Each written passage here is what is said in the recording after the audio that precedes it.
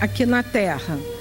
E à medida em que a gente vai tomando consciência de quem nós somos, de onde viemos, para onde vamos, até quando desencarnarmos, nós vamos estar atentos a cuidar de nós mesmos, porque vamos conhecer a nossa natureza.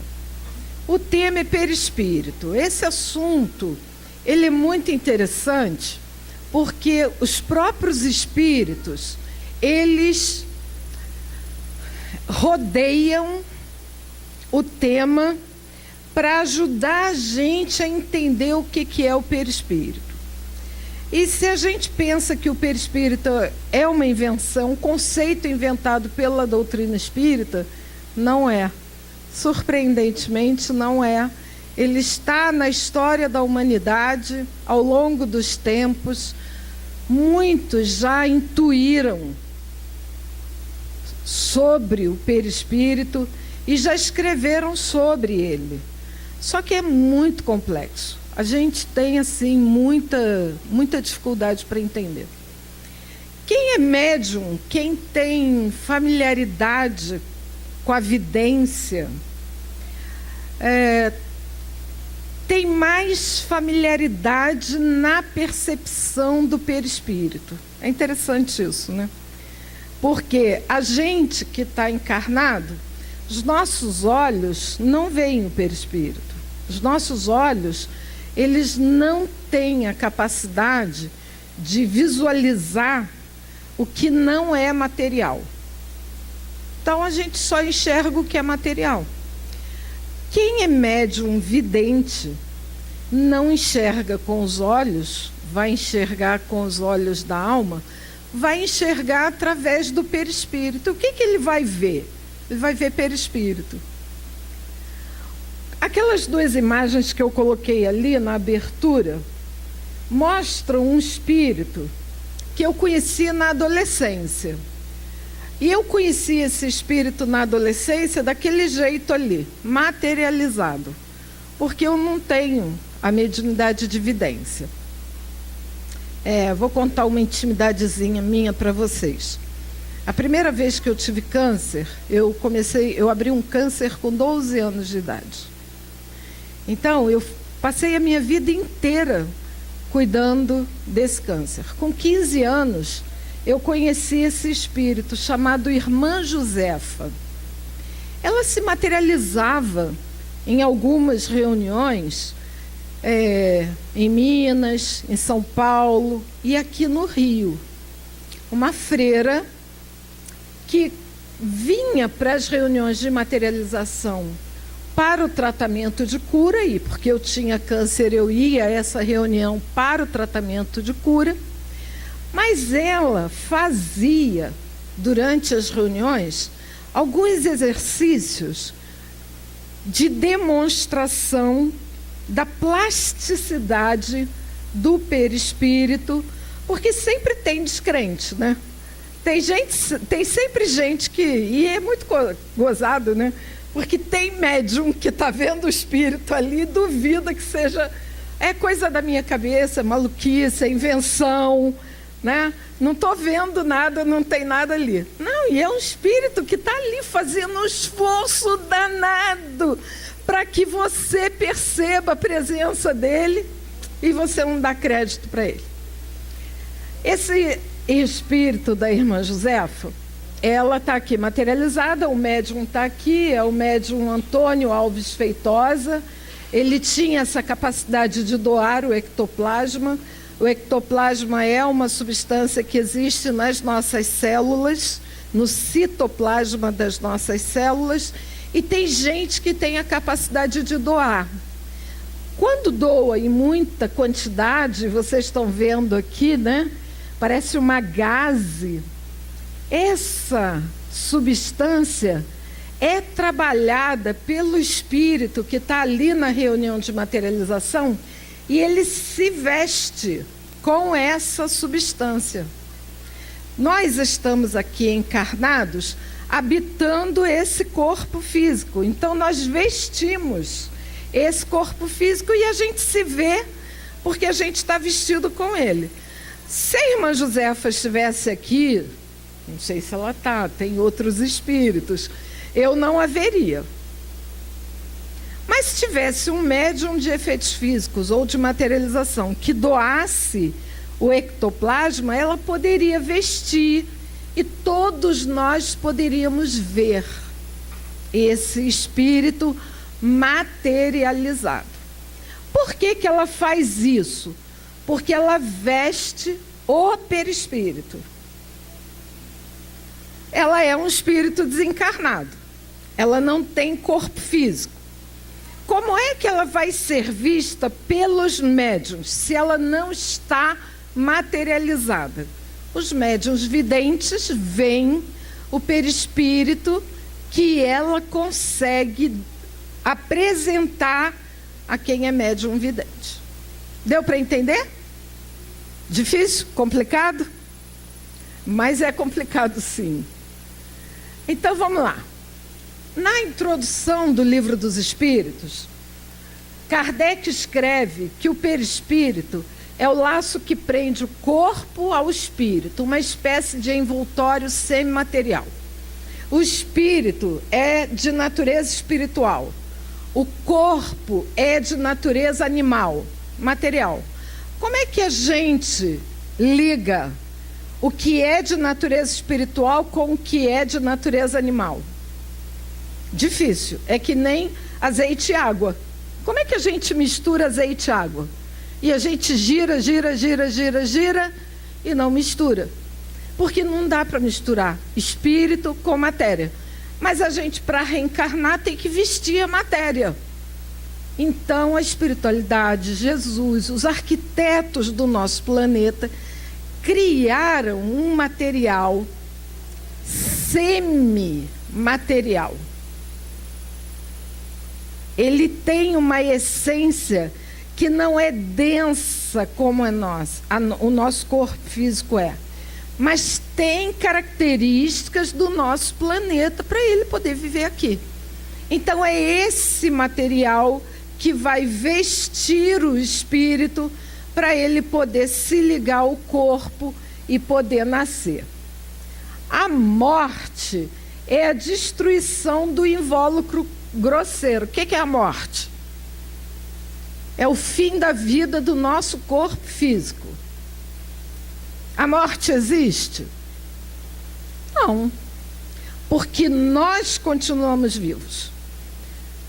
Nós temos que ter medo de falar da morte, de refletir sobre a morte? Não. A nossa casa de verdade não é aqui. A gente está aqui fazendo alguma coisa que a gente não consegue fazer no plano espiritual. Reavendo amizades, reavendo amores, resolvendo problemas do passado. Porque quando a gente está fora do corpo físico, a gente não consegue manter a emoção e o pensamento em condições de não se lembrar do que nós fizemos de errado no passado e de não se arrepender desses erros e desses equívocos. Mas a gente precisa evoluir. Então, como é que a gente faz para evoluir? Reencarna. Reencarna entre aqueles que vão ajudar a gente a resolver esses problemas. E a gente vem habitar este corpo denso, este corpo material, este corpo que não passa parede. A gente não passa na parede, a gente não passa na porta. A nossa matéria é tão densa quanto a parede, quanto a porta. Nós precisamos estar aqui para reaver a nós mesmos. E aí a morte é a destruição do corpo, acabou. O tempo de validade dele acabou. Dá medo?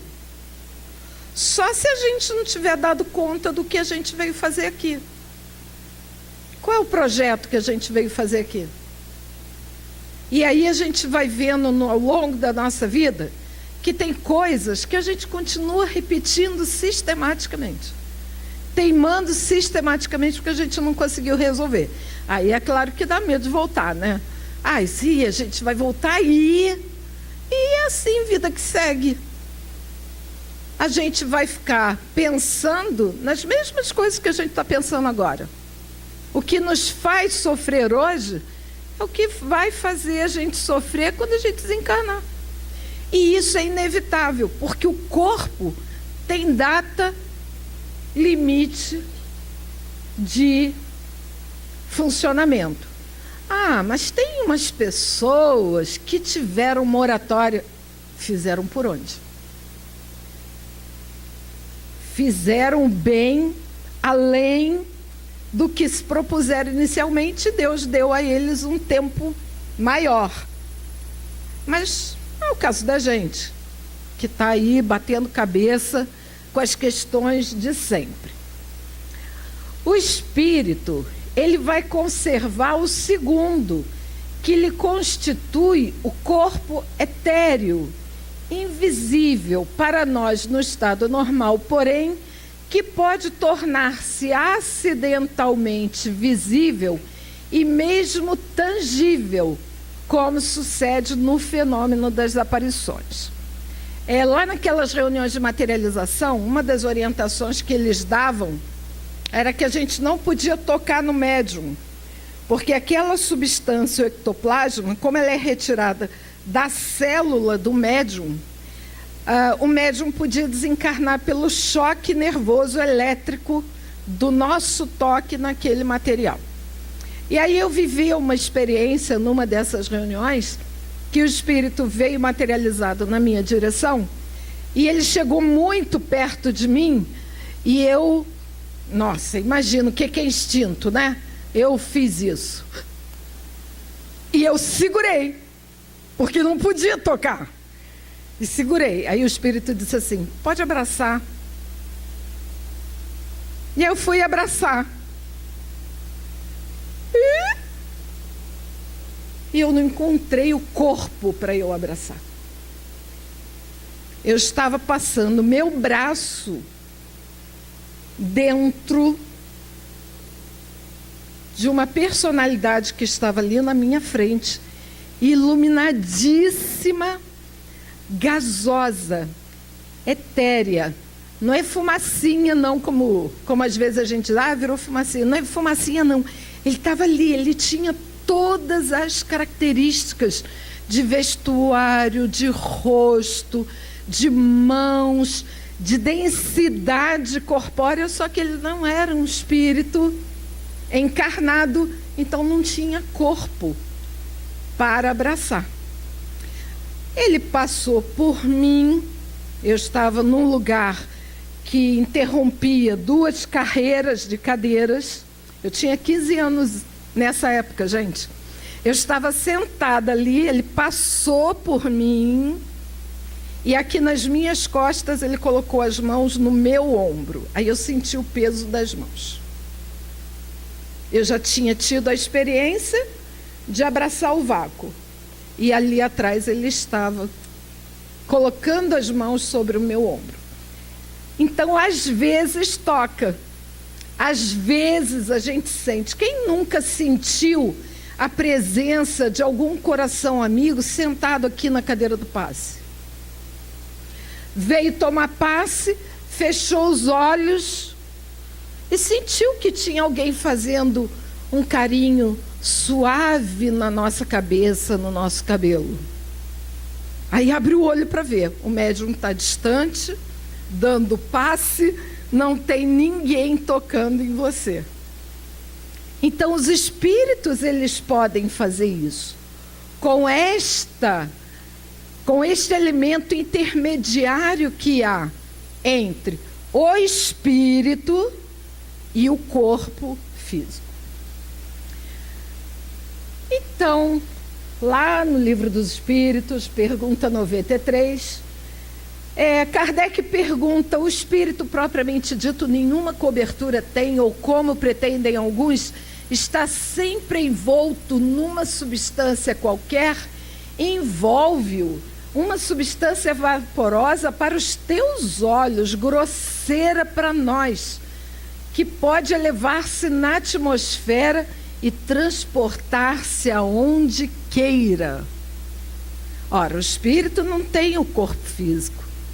Então ele pode, com o pensamento, se elevar, levitar, voar, sem asas.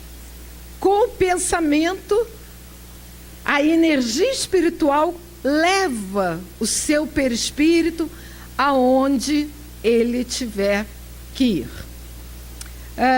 No livro Voltei, do Fred Figner, tem uma passagem que, depois que o Fred Figner é socorrido e tal, eles estão esperando uma professora que está desencarnando para que todos possam ir a uma instância superior.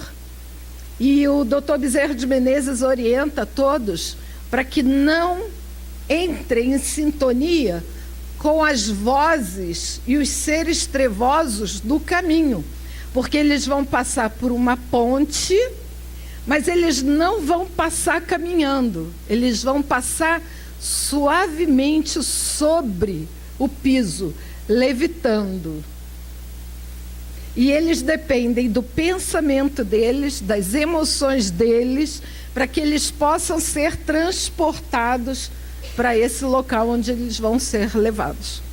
E eles escutam as vozes dos irmãos sofredores que estão ali pelo caminho. Então ele relata como é que foi esse caminho. Sugiro a vocês que leiam o livro Voltei. Então eles podem se transformar, sim, onde quer que eles queiram.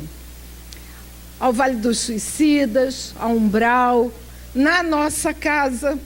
Quando a gente faz o culto do Evangelho no lar, a gente atrai os bons espíritos para a nossa casa. E eles não vêm de ônibus, eles não vêm de Uber, eles não vêm por meios de transportes terrenos. Eles vêm por essa capacidade que eles têm de se transportar. Envolvendo o germe de um fruto ao perisperma, do mesmo modo, uma substância que, por comparação, se pode chamar o perispírito, serve de envoltório ao espírito propriamente dito. Então, tem médiuns que dizem assim, eu estou vendo o Dr. Bezerra de Menezes, mas eu não estou vendo o rosto dele. Como é que você sabe, então, que é ele? Pela luz. Pelo tipo de luz. Quem tem aquele tipo de luz é o Dr. Bezerra de Menezes. Porque o Dr. Bezerra de Menezes ele já está numa condição mais elevada do que a gente que está aqui encarnado. Mas tem gente que vê o Dr. Bezerra de Menezes, velhinho, de barbinha, gordinho, baixinho, como ele era. Qual é a diferença? A diferença da prontidão do médium, da condição do médium. O que o Dr. Bezerra de Menezes fez para ele poder se apresentar com aquela característica das fotos que a gente conhece? Ele adensa essa camada aqui, que envolve o espírito. Por que a gente vê, às vezes, o espírito com riqueza de detalhes? Porque ele adensou o perispírito. Se ele não adensar o perispírito, se ele não tornar o perispírito mais encorpado, a gente não vê, porque eles são luz. Doutor Bezerra é luz. Como é que a gente vai ver o olho na luz? Não tem olho na luz. A gente olha para a luz, a gente vê o quê?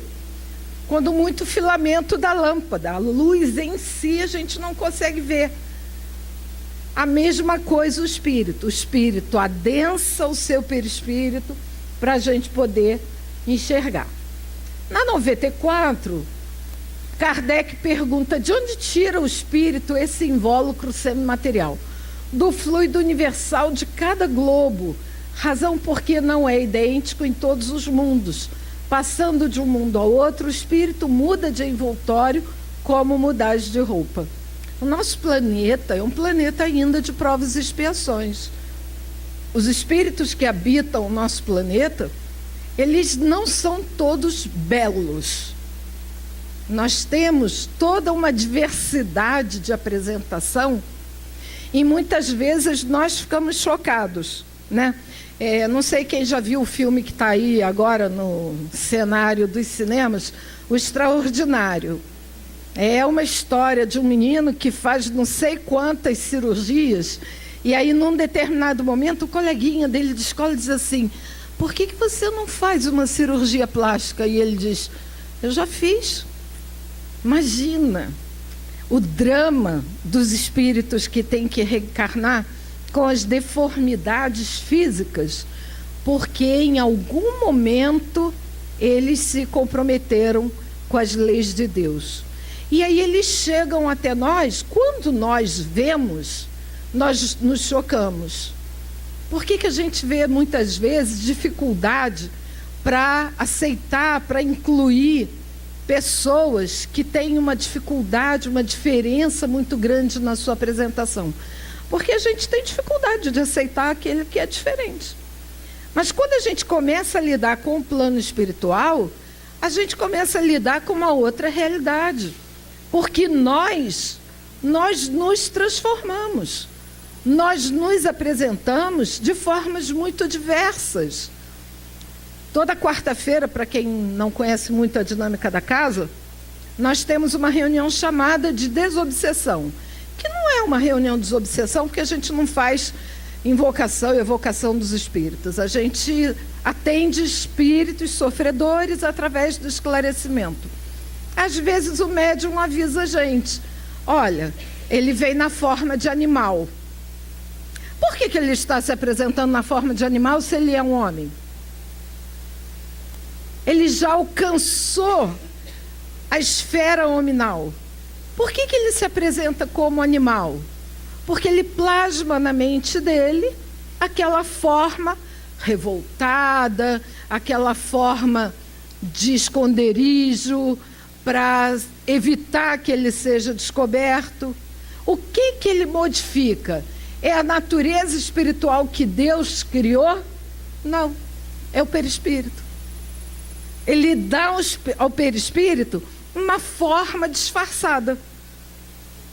As pessoas com deficiência, quando reencarnam muitas vezes com uma forma disfarçada, para os espíritos inimigos não os descobrirem.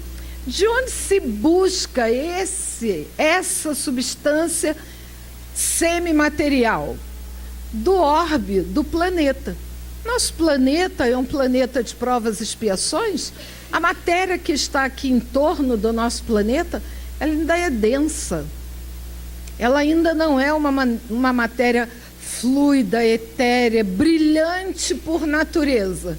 Ora, mas os astronautas veem lá do espaço um planeta lindíssimo, do ponto de vista físico, do ponto de vista da natureza material, não da natureza espiritual, porque da natureza espiritual nós ainda temos muitas dificuldades para lidar. Assim, quando os espíritos que habitam mundos superiores vêm ao nosso meio, tomam um perispírito mais grosseiro, é necessário que se revistem da vossa matéria, e já o dissemos. Então, espíritos que vêm de planetas mais elevados, de níveis espirituais mais elevados, eles têm que se adensar. Quando a gente lembra o nosso lar, a mãe do André Luiz, que esteve inúmeras vezes no umbral para socorrê-lo, e ele não via a mãe dele. Quando ele conseguiu ver a mãe, por que ele conseguiu ver a mãe? Porque ela pôde se adensar para que ele pudesse ser socorrido. Mas ele não a viu no umbral. Ele já a viu no nosso lar. Quem levou ele, Clarencio, levou ele como enfermo. Ele não tinha condições de vê-la. Então, esses espíritos mais elevados, eles têm que se adensar. Tem muitos relatos do André Luiz sobre esse processo, e dependendo da circunstância, o espírito sente dor para adensar o perispírito. porque ele já não está mais vivendo nesse plano vibratório que nós vivemos. O invólucro semimaterial do espírito tem formas determinadas e pode ser perceptível. Tem a forma que o espírito queira. É assim que ele vos aparece algumas vezes, quer em sonho, quer no estado de vigília, e pode tomar forma visível, mesmo palpável. Então, eu coloquei aqui a lembrança do Emmanuel, que se apresenta como senador romano para o Chico, a Joana, que se apresenta como freira para o Divaldo, e o Camilo, que se apresentava como aquele português clássico do século XIX, para Dona Ivone. Imagina, Dona Ivone, pequenininha, vendo Camilo com aquela postura clássica portuguesa. Olha que coisa estranha, né? Mas era assim que ele se apresentava. A mesma coisa o Chico. Imagina o Chico, nasceu lá em Pedro Leopoldo, né? E menino pobre, com aquela história de vida complexa, difícil, e aparece um senador romano perto dele e diz que vai passar para ele algumas historinhas, algumas mensagens, vai escrever por ele. Imagina o susto, não é? Agora, por que eles fazem isso? Na verdade, porque esses médiuns estão ligados a esses espíritos. Então, o médium que vê um frei, que vê um espírito com uma característica determinada perto de si, deve agradecer, porque você não sabe o sacrifício que ele está fazendo para estar ali perto de você.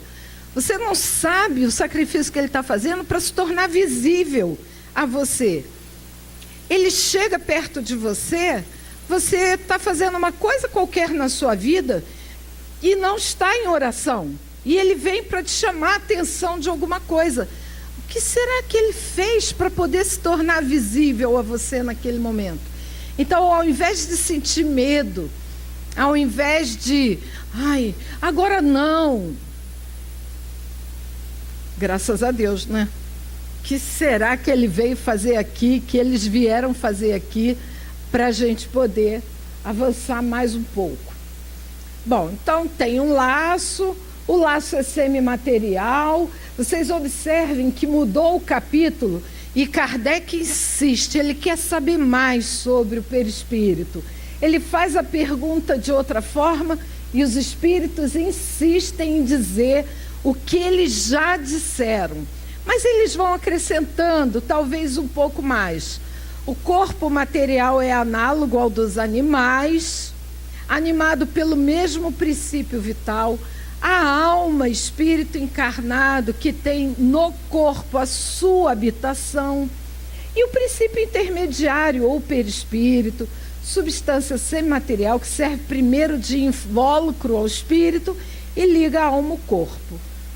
Tais um fruto, germe, perisperma e a casca. A impressão que dá é que Kardec não tinha acreditado muito ao que os espíritos já tinham informado.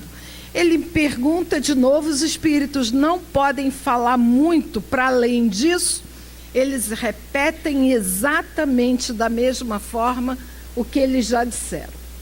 Na 141, é um fenômeno interessante que ele vai descrever.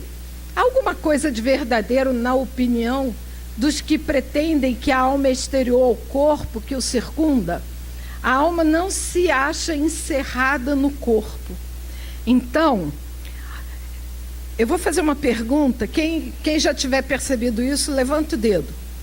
Quem é que, ao tomar passe aqui, de olho fechado, já se sentiu acima do corpo, como se estivesse duplicado ao corpo? Alguém já teve essa sensação? O nome desse fenômeno é Balloon Man, homem-balão. É uma emancipação do perispírito. Como é que a gente consegue isso? Através da oração e da meditação. Quando a gente entra para o passe desligado dos problemas e vai para receber as energias renovadoras do nosso plano espiritual, a gente pode descarregar tudo no tratamento que o passista está fazendo. E a gente se eleva, a gente duplica. O nosso perispírito, ele cresce. Quem é que quando deita para dormir, tem a sensação que está subindo, que está encostando no teto do quarto? É o mesmo fenômeno. Então, esse processo é um processo que demonstra que o espírito, ele não está fechadinho aqui nesse manequim terreno. Ele se expande, ele se ilumina, ele é visível através do elemento que o liga ao corpo físico. A alma tem 2 invólucros, de novo, é o centro de todos os invólucros, como germe em um núcleo, como já temos o dito. A alma após a morte conserva a individualidade? Sim, jamais perde. Como comprova a alma a sua individualidade? Ela tem um fluido que lhe é próprio, aurido da atmosfera do seu planeta, e que guarda a aparência de sua última encarnação, seu perispírito. Então, quando a gente desencarnar, a gente vai continuar se apresentando da mesma maneira que a gente guarda na nossa memória, se a gente não fizer nenhum movimento de renovação espiritual, de mudança, em função de, por exemplo, gratidão ou ligação com uma encarnação passada.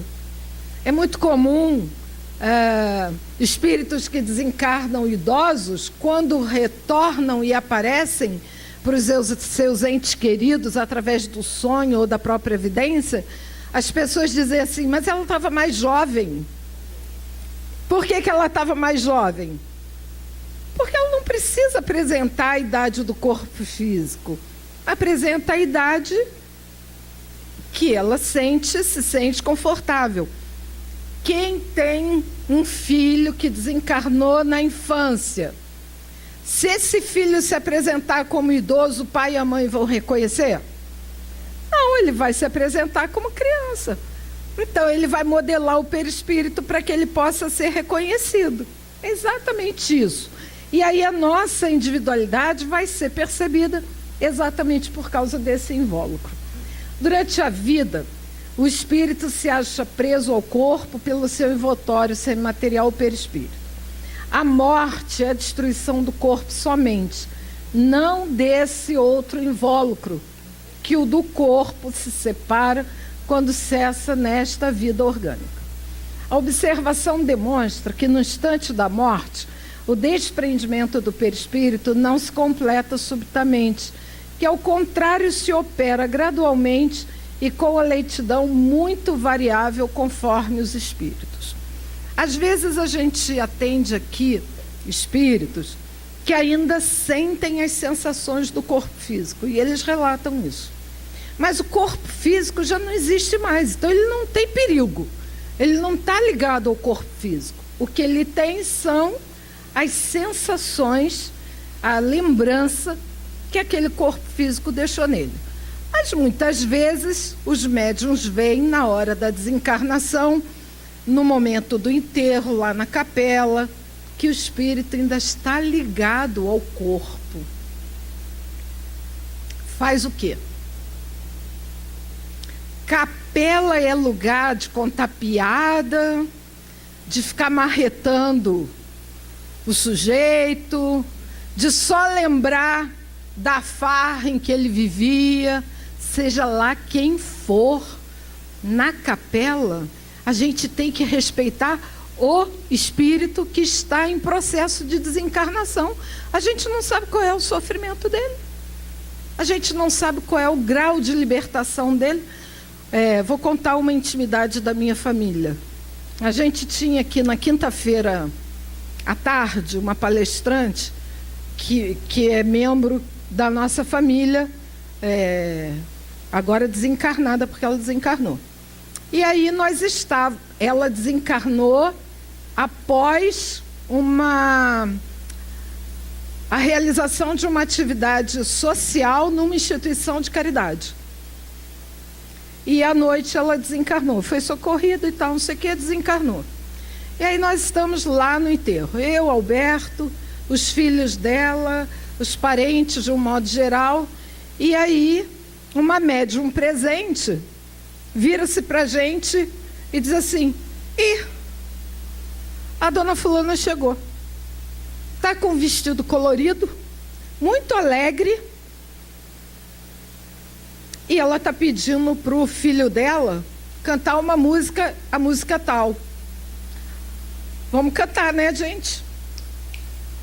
Porque o espírito desencarnado já tinha se desligado do corpo completamente, já tinha se reorganizado mentalmente, perispiritualmente, e já estava ali para dizer para todo mundo: olha, estou bem, não se preocupa, vamos lá, vida que segue, vamos cantar, porque essa etapa é uma etapa de finalização desta encarnação. Ora, se todos nós tivéssemos o merecimento pela compreensão, pelo bem que praticamos, nós não teríamos essa dificuldade de, na hora da desencarnação, não conseguirmos nos desligar totalmente. Isso vai depender do quanto nós estamos apegados à matéria. Daí que o medo da morte não é bom negócio. Porque o medo da morte vai fazer a gente ficar apegado ao corpo. O que é a morte na libertação? A gente não vai se desligar? Por que você vai ter medo dela? Você vai deixar o corpo, você vai continuar vivo. Não tem que ficar curtindo apego ao corpo. Porque se a gente curtir apego ao corpo, mas também não pode tratar o corpo com desprezo. Qual é o problema do suicídio? A gente vai falar disso daqui a pouco. Aqui mesmo. Na morte violenta. E a morte violenta não é só o suicídio. É a bala perdida, é o atropelamento. É aquele momento, estou bem, farto aqui. O que aconteceu? Não fiquei enferma, não fui me preparando, me acostumando, não houve prece preparatória. Aconteceu um fato, pumba, desencarnei. O que aconteceu? O espírito, no suicídio, ele é retirado violentamente do corpo. Porque ele define que ali o corpo não vai continuar vivendo. E aí vocês sabem qual é o drama desses espíritos no plano espiritual? É que eles se descobrem vivos e eles não entendem o que aquele corpo está fazendo ali inerte. E eles continuam a tentar a morrer. E não consegue morrer, porque não vai morrer. E por que ele se vê? Por causa do perispírito. A gente tem uma técnica no diálogo, quando a gente vê que o espírito está muito resistente à compreensão, a gente diz assim: olha por quem você está falando. Né? E às vezes a médium é mulher e o espírito comunicante é um homem machista que não dá trégua para mulheres, mulheres são escravas, mulheres... E aí quando ele se vê se comunicando através de uma mulher, e ele, às vezes é complicado, gente. Às vezes a gente tem que... a oração tem que ser mais fervorosa para que aquele espírito possa ser socorrido, porque é muito difícil. A gente não tem a dimensão do que é essa desencarnação por morte violenta. Nós atendemos aqui na casa um espírito que participou de um enfrentamento com a PM. e atendemos. Não era para contar, e eu acabei contando. E aí, uma jovem que estava vindo à casa há muito tempo, não vinha, estava vendo porque a mãe tinha recém desencarnado e ela estava vindo para substituir a mãe. No relato, ela reconheceu o espírito comunicante, um parente da família dela. Por quê? Porque a sogra desse rapaz sonhou com ele. No dia que nós estávamos atendendo ele aqui, ela adormeceu em casa, nunca tinha vindo aqui. E ela viu o atendimento que ele estava recebendo. Uma morte violenta que em 2 meses, pelas preces que foram feitas pelos familiares, ele acabou sendo socorrido. Então, a gente precisa orar muito por todos que desencarnam na nossa cidade, no nosso país, em mortes violentas. Porque não é por acaso. Não foi por acaso. Faz parte de uma história, faz parte de um enredo. Nós viemos nesse momento na história da nossa cidade, do nosso estado, para vivenciar isso. E para orar por esses que estão vivenciando essa experiência aqui. Para que eles possam se desligar do corpo e a gente possa ter a certeza de que eles estão bem assistidos no plano espiritual. Haverá mundos aonde o espírito, deixando de revestir corpos materiais, só tenha por envoltório o perispírito? Olha isso. Há mundos que o espírito não habita corpo de carne. Ele só tem o perispírito para revesti-lo. Mesmo esse envoltório se torna tão etéreo que para vós é como se não existisse. Esse é o estado dos espíritos puros. Imagina Jesus quando se aproxima da terra. E Jesus, quando se aproxima da terra, ele não pisa aqui não. Porque ele vai sentir as dores dessa aproximação. Mas ele se aproxima de uma tal forma que ele consegue envolver a todos nós. A mesma coisa Fabiano.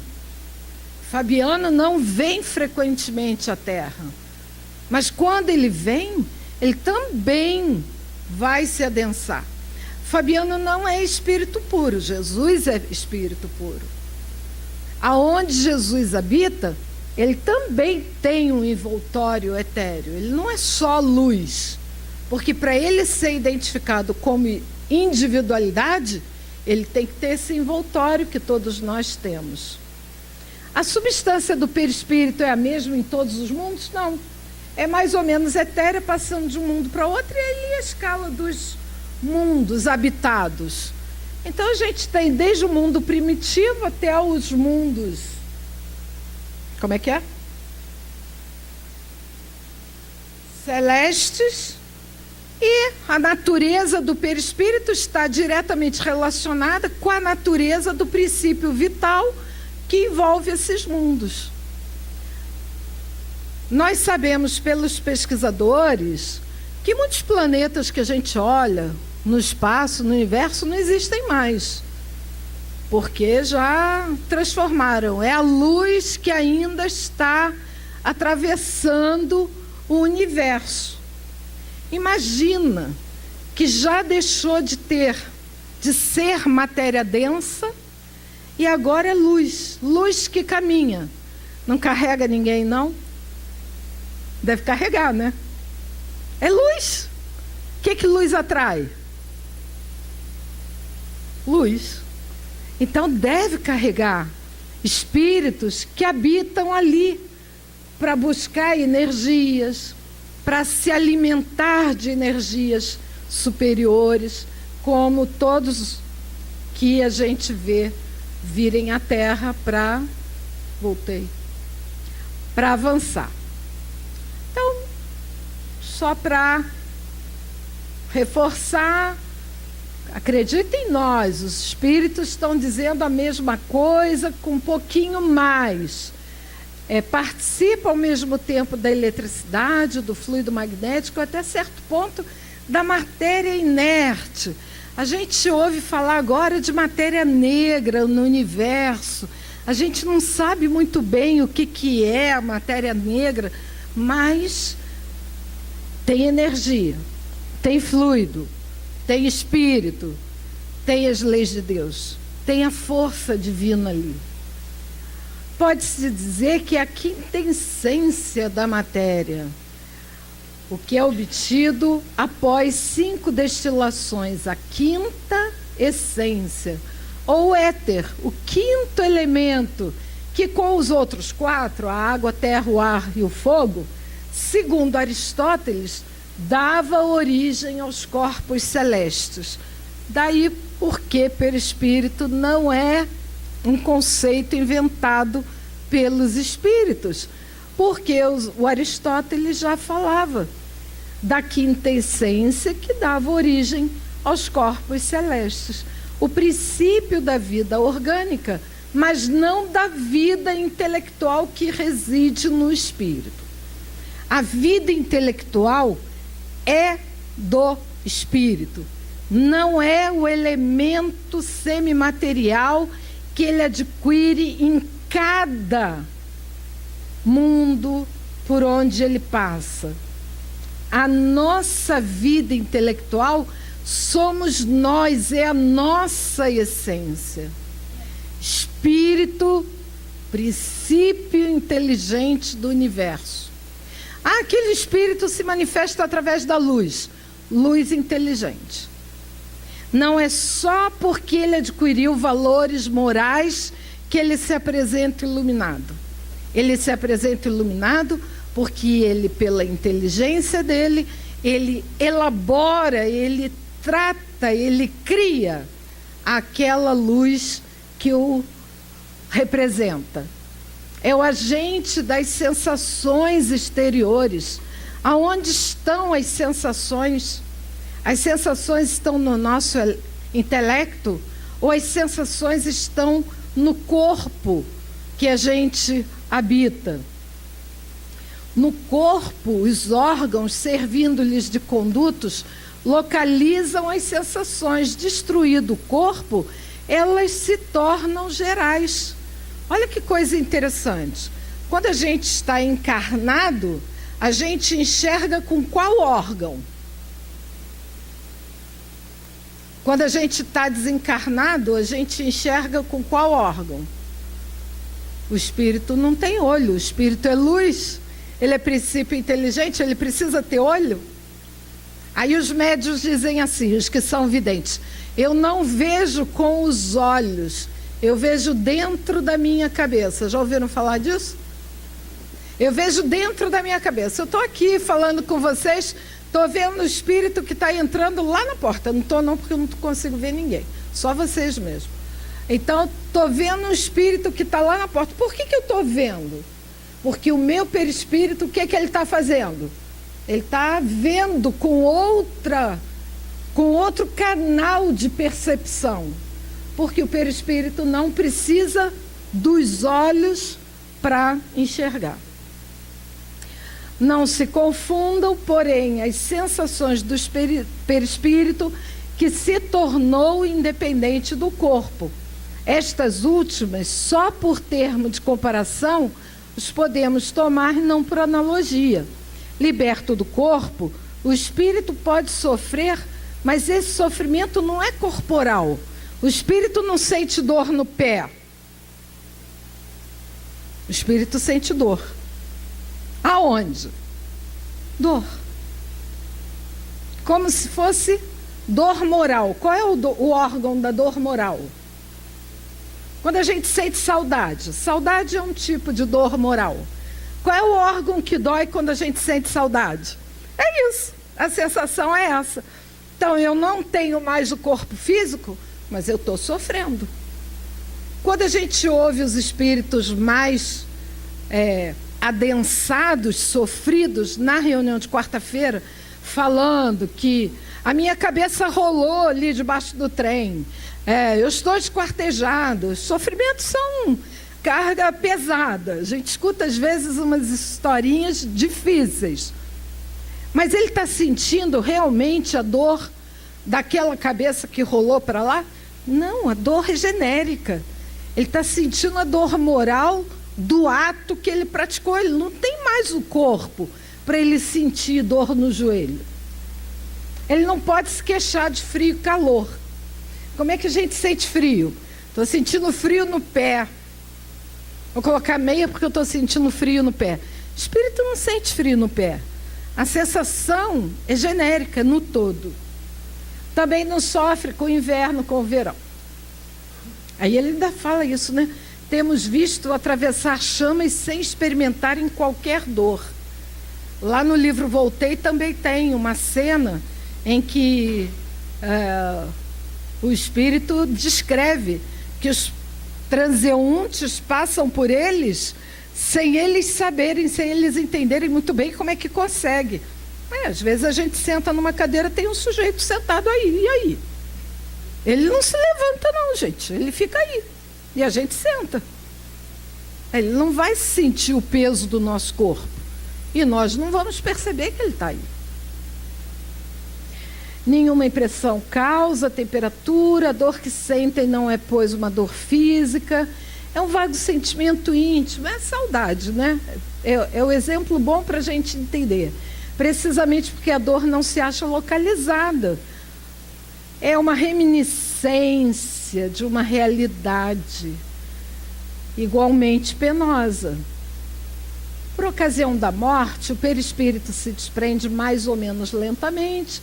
Durante os primeiros minutos depois da desencarnação, o espírito não encontra explicação para a situação em que se acha, crê não estar morto, por isso se sente vivo.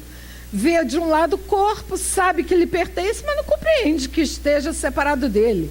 Essa situação dura enquanto haja qualquer ligação entre o corpo e o perispírito. Disse-nos certa vez o suicida: não estou morto. E acrescenta-lhe: no entanto, sinto os vermes a me roerem. Era a visão do que se passava com o corpo, ao qual ainda o conservava ligado ao perispírito, o que lhe causava a ilusão que ele tomara como realidade. Durante a vida, o corpo recebe impressões exteriores e as transmite ao espírito por intermédio do perispírito, que constitui provavelmente o que se chama fluido nervoso. Uma vez morto, o corpo nada mais sente, por não haver nele mais o espírito, nem perispírito. Esse desprendido do corpo experimenta a sensação, porém, como já lhe chega por um conduto limitado, ela se lhe torna geral. Não sendo o perispírito realmente mais do que um simples agente de transmissão, pois que no espírito é que está a consciência, logo será deduzir-se que, se pudesse existir perispírito sem espírito, aquele nada sentiria, exatamente como um corpo que morreu. Para a gente encerrar, esse assunto não acaba. Se o perispírito é uma ligação entre o espírito e o corpo,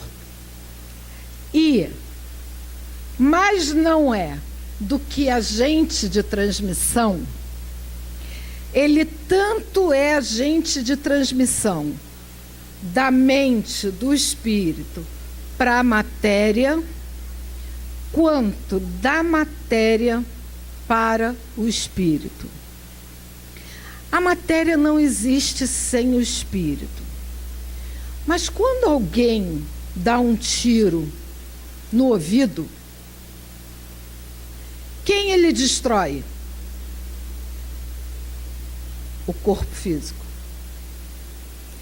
E ele afeta o perispírito. E essa impressão fica no espírito, porque ele lembra do que ele fez. Na próxima encarnação, ele não vai conseguir reencarnar como esta encarnação ele estava. Ouvinte, íntegro, pleno. Por decisão própria, ele tirou a vida do corpo físico. E ele desorganizou o perispírito. Isso fica lá na memória mais profunda do espírito, que é o inconsciente. Na organização do corpo da próxima encarnação, esse sujeito provavelmente nascerá surdo, porque ele não terá estrutura no perispírito íntegra para organizar o corpo que vai nascer. Esse exemplo é um exemplo muito difícil, muito pesado, muito doído, mas ele serve para qualquer situação na vida da gente. Qualquer decisão que a gente tenha que tomar e que possa alterar a estrutura do nosso perispírito, a gente deve pensar 2 vezes. Plásticas que não sejam restauradoras, plásticas de vaidade, plásticas porque eu tenho uma gordurinha localizada, porque eu tenho uma pelinha, porque eu tenho...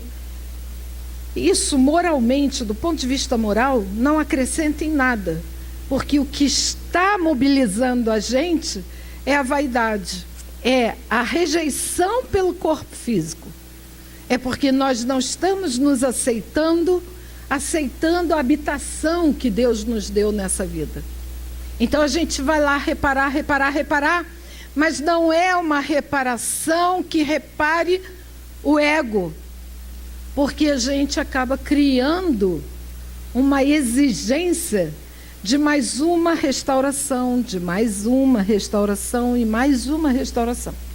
Na próxima encarnação, a gente vê umas pessoas esgarçadas, com a pele marcada, que não tem mais onde esticar, a gente parece que vai, a pele é tão fininha, um filozinho, de tão delicadinha que é, qualquer coisa machuca a pele da pessoa.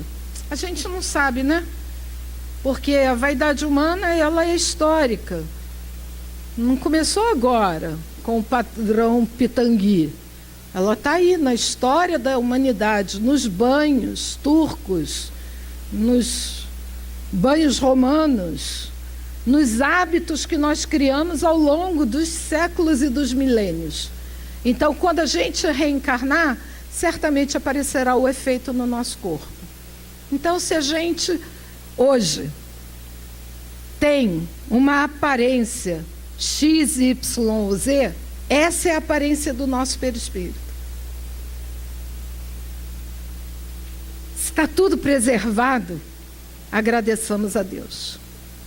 E cuidemos no sentido da gente não se complicar. De repente, a gente estragar todo um programa que deu certo até um determinado momento, porque a gente entrou numa paranoia de que não serve mais esse corpo. E a gente acabar se endividando por alguns séculos futuros. Cuidemos da nossa mente, cuidemos do nosso corpo físico, que estaremos cuidando do nosso perispírito, que é esse laço de ligação entre nós e o corpo que nós habitamos. Que Deus nos abençoe sempre.